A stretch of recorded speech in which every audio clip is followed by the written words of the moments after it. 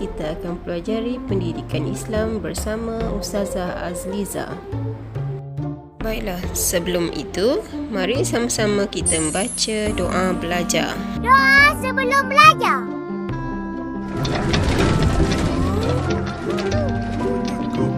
Bangun! Selamat pagi, cikgu. Selamat pagi, cikgu. Allahumma aftah alaina hikmataka wa isyur alaina min khazaini rahmatika ya arhamar rahimin. Selamat pagi semua. Alhamdulillah. Okey, mari sama-sama kita niat sebelum belajar. Sahaja aku belajar kerana Allah Ta'ala. Amin, amin, amin ya Rabbal Alamin.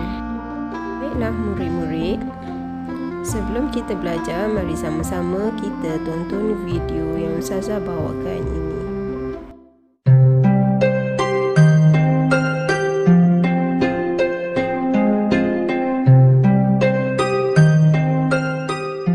Di suatu daerah, terdapat dua orang sahabat yang bernama si Syukur dan si Kufur.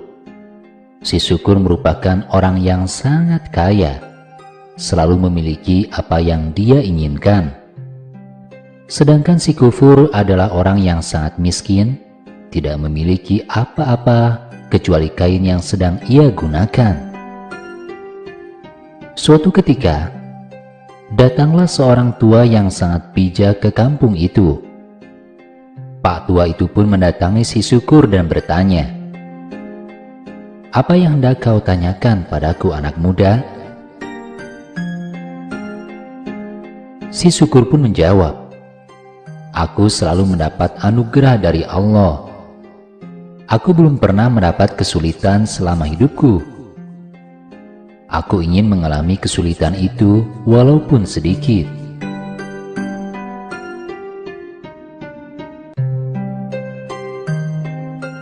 Pak tua pun menegaskan, "Mengeluhlah dan jangan pernah mensyukuri apa yang kamu miliki." Si Syukur yang saat itu membawa tongkat kayu, menggunakannya untuk menunjuk sesuatu dan membantah ucapan Pak tua dan berujar, "Anda lihat kebun itu, rumah itu, sawah itu, masjid itu semua hal yang Allah anugerahkan kepada saya. Lalu bagaimana mungkin saya tidak bersyukur?" Tiba-tiba tongkat kayu si Syukur berubah menjadi emas.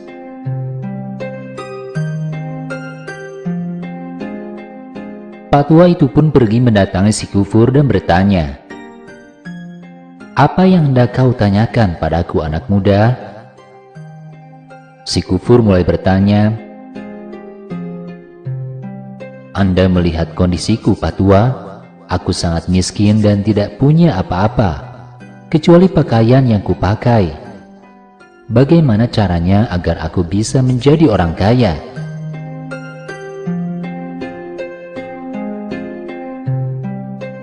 Pak tua pun menasihati, "Bersyukurlah atas apa yang kau miliki." Kemudian si Kufur membentak, "Bagaimana mungkin aku bisa bersyukur? Aku tidak memiliki apa-apa kecuali pakaian yang kupakai." Tiba-tiba angin yang sangat kencang datang dan menerbangkan pakaian yang dipakai si Kufur sehingga ia tidak memiliki apapun.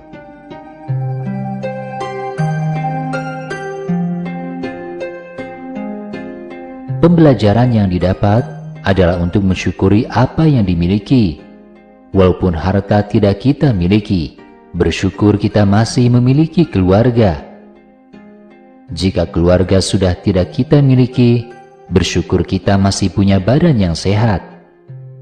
Jikalau badan sehat, sanak saudara, teman, harta, tahta, wanita tidak kita miliki, bersyukur karena kita masih memiliki iman.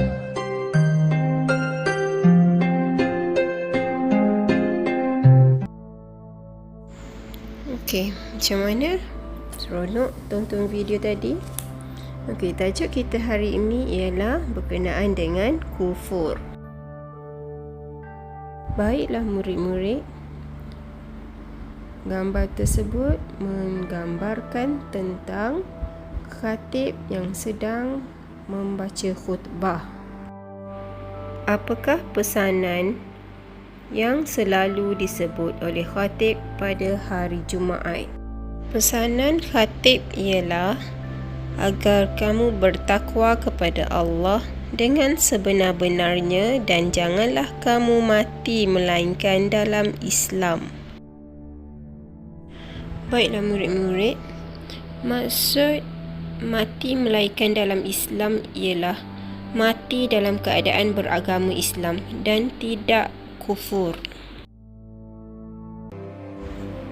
Baiklah murid-murid, seterusnya kita kupas tentang erti kufur.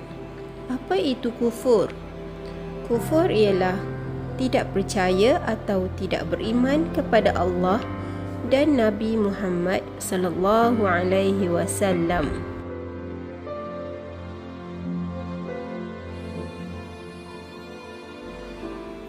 Okeylah murid-murid, apa hukum kufur? Hukum kufur adalah sesat. Apa buktinya hukum kufur itu sesat? Dalam firman Allah Subhanahu wa taala dalam surah An-Nisa, A'udzu billahi minasyaitonir rajim. Wa man yakfur billahi wa malaikatihi wa kutubihi wa rusulihi wal yaumil akhir faqad dhalla dhalalan ba'ida. Sadaqallahul azim. Maksudnya, sesiapa kufur kepada Allah, para malaikat, para rasul dan hari akhirat, maka sesungguhnya dia sudah jauh tersesat. Baiklah murid-murid, dalil nakli ini telah membuktikan kepada kita bahawa kufur boleh menjadikan kita manusia dalam pelbagai golongan.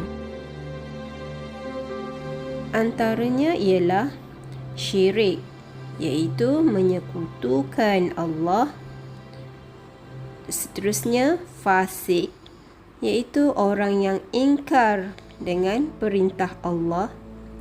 Dan seterusnya zindiq, iaitu orang yang beriman tapi terpesong ataupun sesat. Dan akhir sekali murtad, iaitu terkeluar dari Islam. Makanya kita sebagai orang Islam seharusnya sentiasa beriman kepada Allah Subhanahu wa taala, iaitu mempercayai dengan sepenuh hati kepada Allah Subhanahu wa taala dan kepada Nabi Muhammad sallallahu alaihi wasallam. Baiklah murid-murid, sekarang kita akan mempelajari beberapa jenis kufur. Kufur terbahagi kepada dua bahagian. Yang pertama ialah kufur i'tiqad. Dan yang kedua ialah kufur amalan.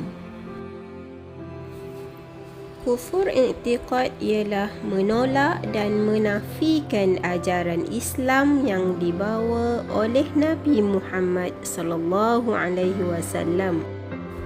Maka contohnya ialah tidak mempercayai kenabian Nabi Muhammad sallallahu alaihi wasallam. Manakala kufur amalan pula ialah menggunakan nikmat kurniaan Allah dengan cara yang salah dan berdosa. Contoh bagi kufur amalan pula ialah menggunakan duit poket untuk berjudi. Baiklah murid-murid, itu adalah dua bahagian berkenaan dengan kufur bersama contohnya. Baiklah murid-murid, seterusnya kita pergi kepada faktor yang mendorong kekufuran. Antaranya ialah faktor yang pertama ialah tidak mendapat didikan agama yang sempurna. Dan faktor yang kedua pula, menuruti hawa nafsu. Seterusnya faktor yang ketiga ialah lemah pegangan agama dalam kehidupan. Dan faktor yang keempat ialah terpedaya dengan pujukan dan kesenangan dunia. Alhamdulillah murid-murid, itu adalah di antara faktor yang boleh mendorong kita ke arah kekufuran. Baiklah murid-murid, dengan adanya iman dapat menjamin kehidupan kita dan kebahagiaan kita di dunia dan akhirat, insya-Allah.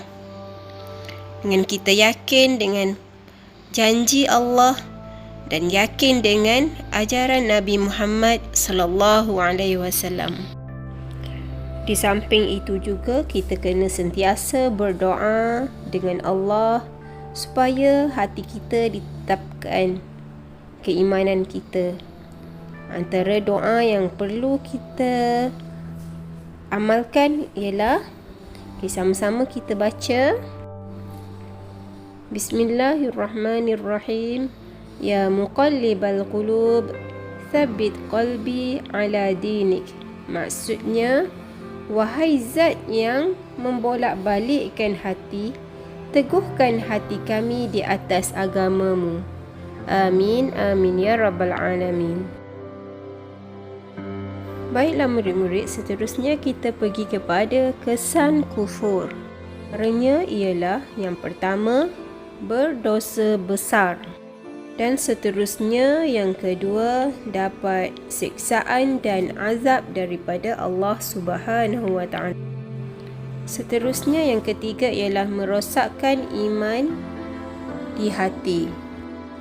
Dan yang keempat ialah hilangnya rahmat dan keberkatan. Dan kesan yang kelima ialah hati tidak akan tenang.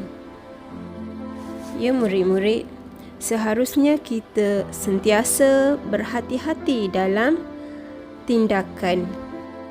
Baiklah, sekarang kita pergi kepada tindakan untuk menjauhi kufur.